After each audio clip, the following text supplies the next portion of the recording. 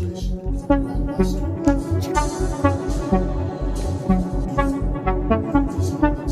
must attack. I need the Dragon Hawks. Relativity. The Dragon Hawks are too few. Yeah, you did. Ding, ding, ding. Enough to get in with. One of us might get through. That neither side had any of But that if that blade passes beyond the river, I will have no choice. I will have to release the lava.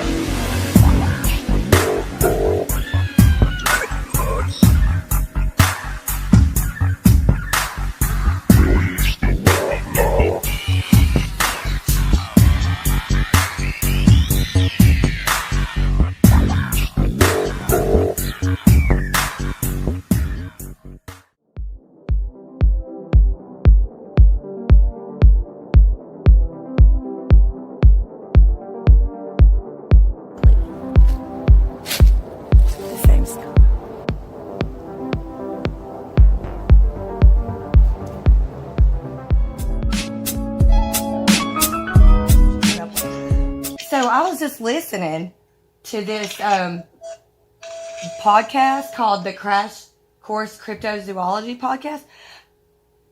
Good stuff. Good stuff. I love it that they're talking about Sasquatch and Bigfoot, because it's just one of those topics that like really need to be talked about, and it's hard. And I don't know why it's so hard. I mean, I know why it's so hard for people to do that. They get, like, people get shamed or whatever. But why did we start doing that? It's one of those things that just makes me so mad. Like, why are we being lied to about that? Like, why? Why are we, like, just, because, like, about a lot of things. One of my kids, I can talk to them about, like, I can talk to Holly about, I can talk to Holly about it. Tristan, I was like, so, what do you think about Bigfoot? And he was like, they're not real. And I was like, son. He was like, Mom, they're not real. And I was like, yes, they are. And he was like, oh, because you've seen one? And I was like, no. But I've heard one. And he goes, I'm sure that what you heard was not a Sasquatch. And I was like, but it was. I was like, but it was. I was like, there's just, when, like, at least for me, whenever I heard that, like, I didn't even need to see it. I just heard what I heard, and I was like, that is not normal. Like a human, not a human creature, but a big creature. Like, you just know that it's big. And there's, like, this, like they say, there's this fear, like, it's almost paralyzing. Like, you can't even move, but, like, you just know that you need to get the hell out of there, like, right away. Right. And that's, like, so I saw, when I was, like, I was probably, like, 8 or 9, I was walking to the kitchen, and I walked into the kitchen to the refrigerator, like, right to the right of my parents' refrigerator was at the kitchen window. And there was this, like, dog man looking creature just staring in our window. And I was like, okay, maybe that's not really there. Like, maybe that's just like a funny reflection on the glass. Like, I was so, like, in shock that I just didn't even know what to think about it. And then I just kind of, like, tucked it in the back of my head until about 2 or 3 months ago. I was watching some podcast, and this guy was telling his story of seeing one. And the way he described what he saw, like, it was exactly what I saw in the kitchen window that day. And I was like, oh my God, it's real. It's real. Right. So, like, now I'm like, I like to go outside. I like to go in the woods. But now I'm, like, super cautious in the woods. Every time I hear anything crack, I'm like, did you hear that? Did you hear that? Right, where? Like, what is that? And I don't even want to go too far in the woods because I have, like, a lot of crazy things in my head. Because I do the national park stuff. Mm-hmm. And, oh, my gosh. So, because Missing 411 is what got me started on the national park stuff. And Right. I was like, there's definitely a connection. Like, so I got a notification going off. Okay, there we go. There's definitely got to be some connection. I looked into the Missing 411 and I researched that a good bit. And the amount of evidence in that alone is pretty convincing or just persuasive that we have to be mindful of these things, that there must be something going on. There's definitely. It's in cahoots. Yeah. It's definitely someone's connected to it. I think there's like a there's multiple things going on in the national park, and I think part of it the government's like really aware of because it's their own operation, and then the other part of it they're aware of it only because they agreed to let it happen within our park system. And then Colorado. So something is definitely going on in Colorado. I just know it. And it's because of the Missing 411 that I think this too, because I was watching it, and in the very first Missing 411 movie, there is a clip where they're talking to the Secretary of Interior at the time, which was Ken Salazar. And he was like very perplexed by the question they asked him, which was about the list. Is there a list of missing people? And he's just like, no, that's kind of like, that would be really hard for us to do because we're manning like 23,000 people and blah, blah, blah. And I was like, yeah, Bezos manages way more than that. And I'm sure he keeps a list of every single employee and every piece of inventory he has. But then, so I was looking in to Ken Salazar. I was like, you know what? I don't like the way you smell, so I'm going to look into what you're doing now. And he works for this law firm in Colorado, and he also used to be the state attorney general for Colorado, but he also worked for Anadarko. And Anadarko is the oil company that Chris Watts worked for when all that happened. Yeah. So I just found this out yesterday, and my mind was blown. Somewhere in Colorado, this man, are you able to like talk to him? Is there a way we can talk to that man? Like, you know what I mean? If he's in Colorado and he works at a law firm? Yeah, well, he's going to be really hard. This is what's really funny too. He was set to be the, okay, so you know how Biden's transition has been blocked right now by the, what is it? Okay, well, if Clinton had won, then Ken Salazar was going to be in charge of her transition. But this is what I think is going on with Ken Salazar. So he was the Secretary of Interior. He also, when I looked him up, happened to write, he's got a couple of books that he's written. And one of them was about a report on Columbine and what happened at Columbine. And I thought that was really weird because when I started looking into why there was a report, it was because in 97, which was like 2 years before the shootings happened, the boys were on the radar of Jefferson County Sheriff's Department. They were aware of the guns that they had and all that stuff, which I guess that stuff came out in that documentary with Michael Moore. But they tucked that report in a binder somewhere and hid it in the Sheriff's Department.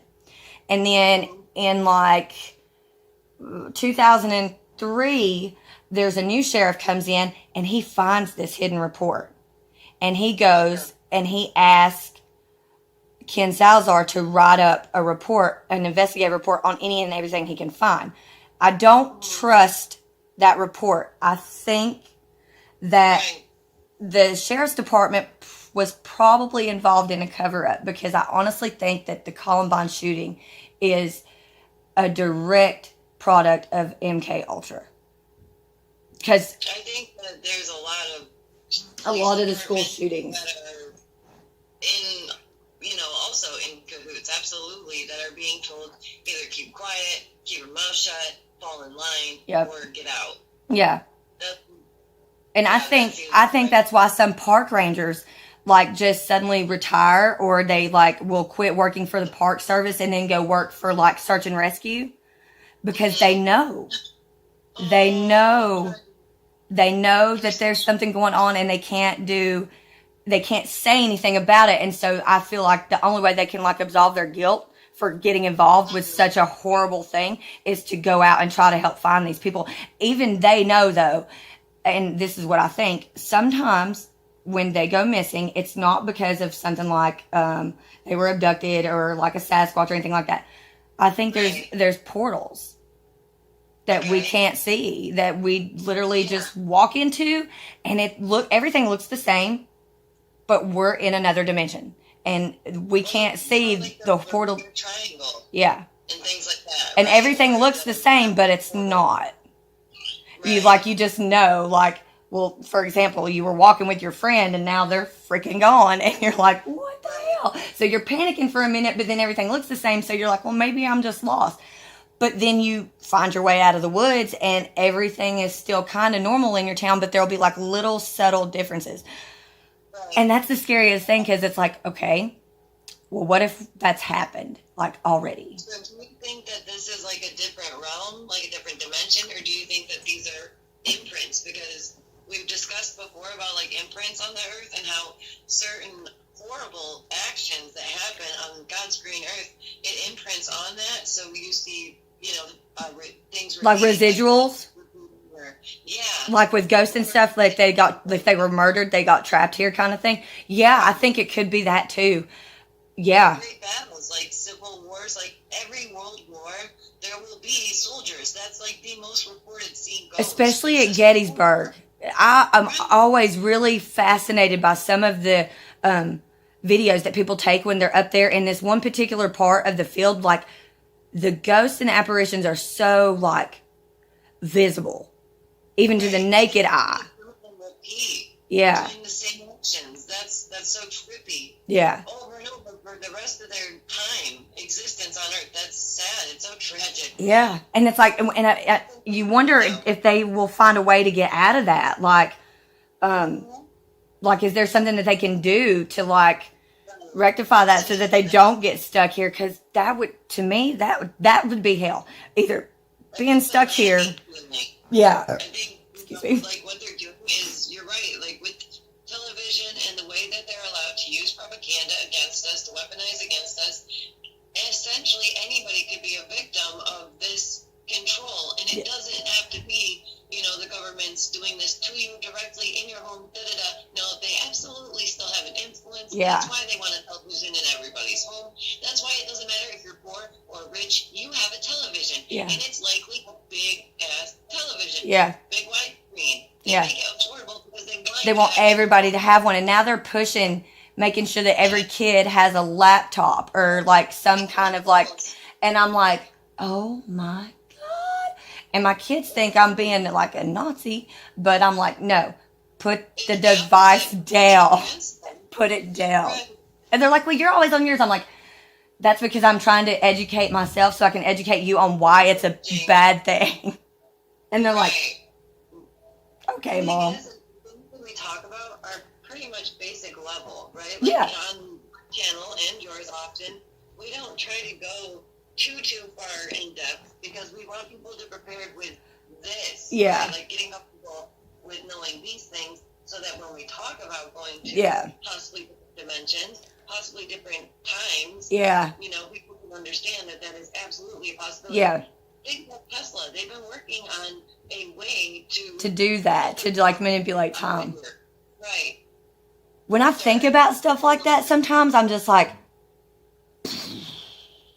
really, I have to sit back and I'm like, okay, this is why we do what we do, because I don't know about your parents, but, like, some stuff I can't even try to talk to my parents about, because, like, I know that whenever I do, they're either A, gonna look at me like, okay, we should probably get her some help, or B, they're just gonna run, like, far away, like, oh my God, she's really lost it. But then there's other things that they've started to kind of realize with the media. And it's kind of cool to see that there are still people that are, like, not that shut off with their mind, that they're still willing to be like, okay, there might be some truth into that, so I'm going to hear you out.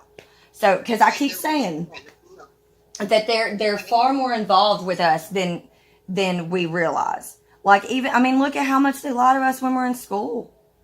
And then we have to unlearn that, and, like, the trauma of realizing that when you do, you're like,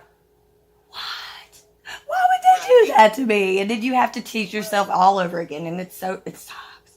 The worst part is the victor gets to write the story. So the U.S. is looking at itself as the winner, so we have to write it from our perspective of, we're the champions, this is why we're the champions, these are all good guys, don't look behind the curtain, it's all good. Yeah. Right?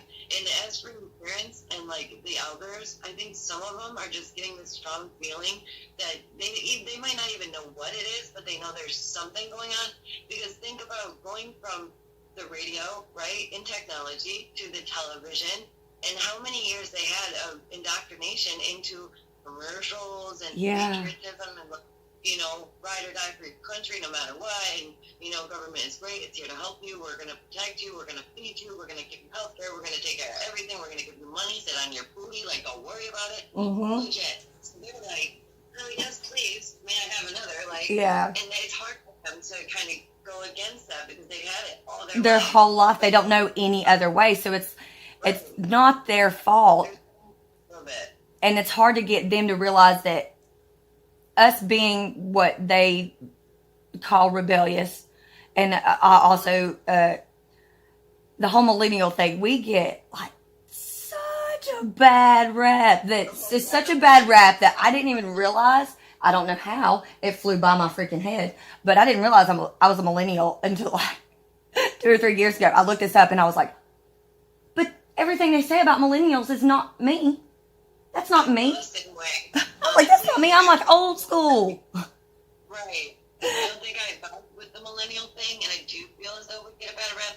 But the issue with the millennials is they did what they did in the 80s to the cities, and they introduced a powerful substance that took a lot of us out or got a lot of us off path or distracted or deceived, right? So in the early 70s, 80s, they released a substance into their cities that got a lot of certain people addicted, and then they get all the blame because you were an addict, how dare you, you know, get seen as the victim or the person that has a disease for who they are. You don't yell at a cancer patient. You don't yell at a cancer patient for disease. Don't. So why are you yelling at this person? It doesn't make sense, right? And it's, Millennials do feel a bad rap because a lot of them were distracted by trying to escape their reality, you know, via these substances they were pushing out.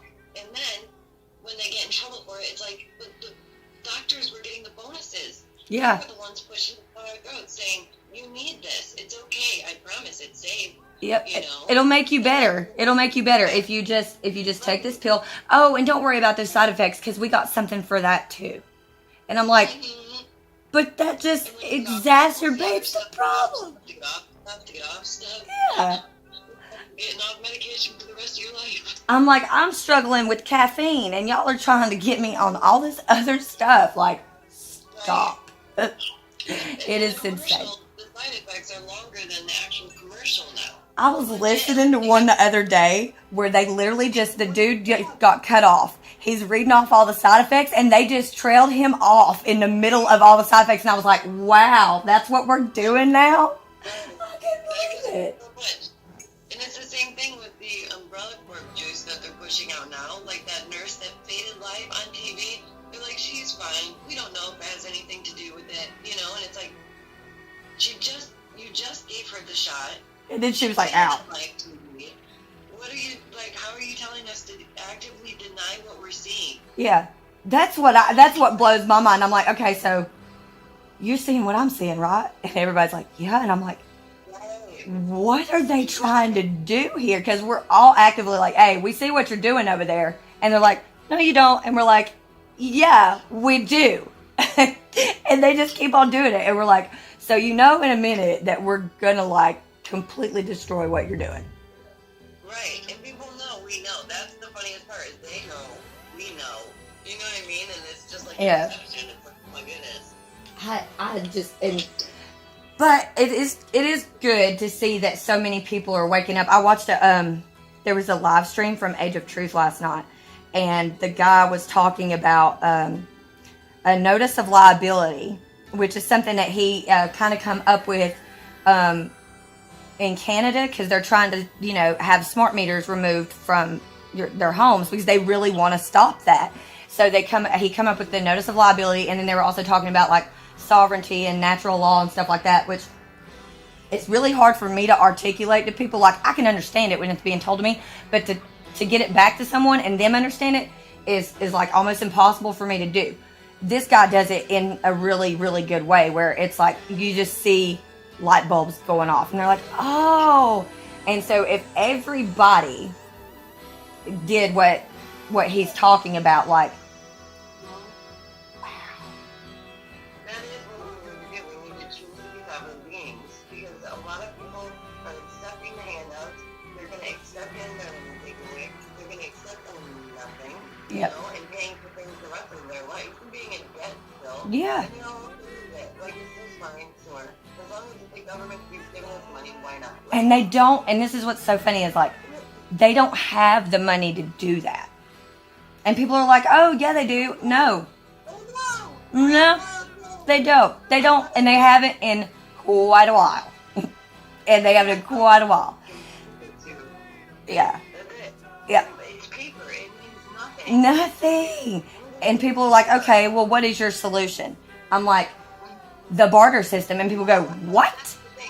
You think that we're going to fix it? Like, at least we're discussing it. That's the main part. Is that we That is the key. on it, and that way we can get all types of people on it.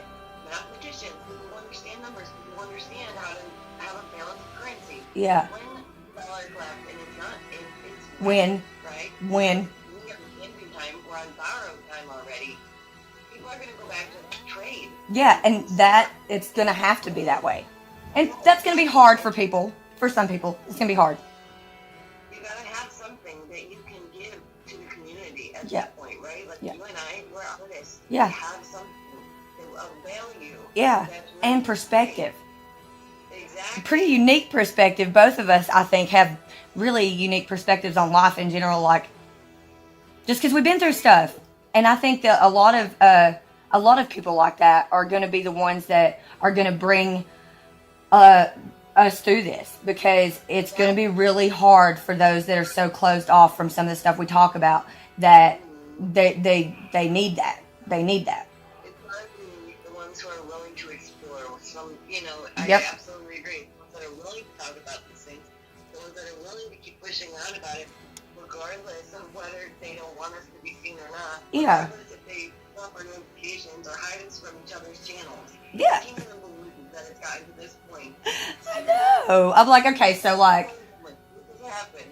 yeah, I'm like, I don't know why you guys are doing that, because like, y'all gave us social media, y'all gave us the platforms, and you gave us so many ways to communicate with one another, that you doing this little fickle shadow banning bullshit is just so like not working, because then we'll just go to another app and then we'll just talk to each other over there, which is hilarious to me. It's so funny. So what's going to happen? The audience will follow. Those who really want to hear us and stick with us, they're going to follow us to these other platforms if necessary. Because it resonates. They want to hear that message. Exactly. Because they're like, you know what? This sounds like truth. This sounds like exactly. truth. It's the people who really get it, or really, understand what we're saying, or they just know that something's off. Just like we said about our parents, they just feel it. Because at some point, even here, when we're in this physical form, at some point we're asleep, right? So you can only sleep for so long before your ass will wake up, because either the sunlight the light is coming in your room, pinging through your eyeballs, or there's an alarm, there's a horn sounding off, and you get up. You can only stay asleep for so long before like your body is physically going to be like, yo, you got to get up. You got to get up, and you can't just keep staying there. So I think that and I don't think that it's going to get better, but we still have stuff that we're going to have to go through. Like, there's going to be stuff that we're going to go through, and it's still going to be kind of hard for some of us. Like me, for example, like back to that podcast that I watched that live stream last night, the guy was talking about living without like a social security number and without an ID or whatever, and how hard it is. It's doable, but it's hard. It is doable, but it's hard. You have to adapt, which is what I think is so cool about human beings as a species, is we're so adaptable. Some of us are. That's true. I'll take that back. Some of us are adaptable, and some of us are so not gonna adapt. But Right. I love you either way. Like, if you can't adapt, that's okay. Like, that's cool. We'll figure that out too. I guess we'll figure that out. Like, that's true. Everybody at their own time. Like, we can't rush people. It's just like people often. But you can't force anybody to do it. It has to be on their own time when they're ready, when they start to see these things. And then we just do exactly what we're doing. We give them that gentle push to say, it's okay. Yeah. It's okay to question. It's okay to be concerned. It's okay to look into these things. It's okay to say that the mainstream narrative may not be the best narrative. And although your brain and your body and your heart might reject it at first because you're so used to everybody being like, fall in line, this is the way, fall in line. I loved the news. Like, I prided myself on being an adult because I watched the news and I was so informed on. And then one day I was like, this is propaganda. I remember one day just literally being like, what? This is garbage. And being like, that's it. I can't even watch this anymore. And now sometimes I'll put it on just to see like how blatantly obvious it is that it's a show. You know who else is really bad? BBC. And I love Doctor Who. Everybody knows I'm like obsessed. BBC is one of the worst of the worst. People always put it right out there and they're like, they suck you in with their accent is what it is. I'm like totally convinced that that's what it is. But in the same way, secretly, even though I don't think a lot of British will admit it, they watch us for the same reason. Because I look at my analytics and I have quite a few subscribers that are outside of the country. And it's probably because they like the way I sound whenever I'm just being me. And I sound really Southern sometimes. So they're just like, oh, listen to her. She's so cute. And I'm like, yeah. But at least I'm smart. Because after you listen to me for a minute, then you're like, oh, wow. She's actually smart. And I don't know why. That's why I was talking to you about languages last week. I think languages are so cool and so unique. But I was always confused by how, like, when you're from the South in the States, there is this stereotype of being dumb. And I'm like, you know, there's like astrophysicists that are from North Carolina, right? That means he's a rocket scientist. Stereotypes about Florida where they think that they're all crazy and wild. And they can't drive. Well, I know some people from Florida. And some of them are like that. All these people are assumed to be one way here. And I'm from New York. So everybody always looked at me like, oh my gosh, she's from New York. So when I moved, I kind of took on that persona where I was like, I'm from New York. Like, yeah, like, get out of here. Get out of here. Education, higher standard of living, like, everything here is higher. It just yeah. Is. So don't come at me. Like, yeah. It is. It is. When New York is hit by some massive water somehow. Oh my goodness. That's the one thing I like about being in the mountains. But even still here, as high up as we are in Asheville, and Asheville's pretty high up in elevation, like, we still have flash flooding and stuff, which is so bizarre to me. The weather and everything in general, because I have pretty good memory. I can remember all kinds of things. I can even remember the blizzard of 93. And I was really young. I was like 6 or 7. So, yeah. And if you can remember that, wow. So that makes me feel old, but still. Like, the weather was different back then. The weather was different back then. And I know sunsets were cool when I was a kid, but they were not like they are now. Right. Like, I would have noticed that when I was a kid. I would have been like, oh, mommy. Never. I never seen sunsets with the colors like they are nowadays. Like, I'm just, like, so blown away with that. Literally think, though, if this generation had to go a week without electricity, like, think about that. If they had a week, like, in the winter, like we had. Oh, my gosh. Yeah. Like, really, in the snow. With and it's, now I feel like how old people, I used to walk to school 4 miles in the snow. That kind of thing. Literally, what happened, though? Yeah. I told Holly, I was like, the things that, like, we survived, our generation, yeah, we might get a lot of crap being millennials, but we are badasses, and we're probably the last generation of badasses because of all the stuff. We survived the 80s and the 90s. There were so many serial killers in the 80s and the 90s. Like, come on. Okay, we did that. I used to ride my bike down the road without a helmet. I used to roller skate with no knee pads. Exactly. I still do. Even at my age, I still put on roller skates and act like I'm 16 still. That doesn't always work out for me, but I'm gonna still do it. Just like Wolfwood. Just like him having that quarter pipe in his backyard. I'm like, this is what needs to be talked about. Things like this. Things that you do, things that I do, just to get through this. Like, people need to hear about it. People need to hear about it. Because more stuff like that that's positive, then it raises our vibrational frequency. And although I like true crime channels and I like to be aware of what's going on so that those are not forgotten or whatever, sometimes it can get depressing and it kind of, I feel like, perpetuates that negativity.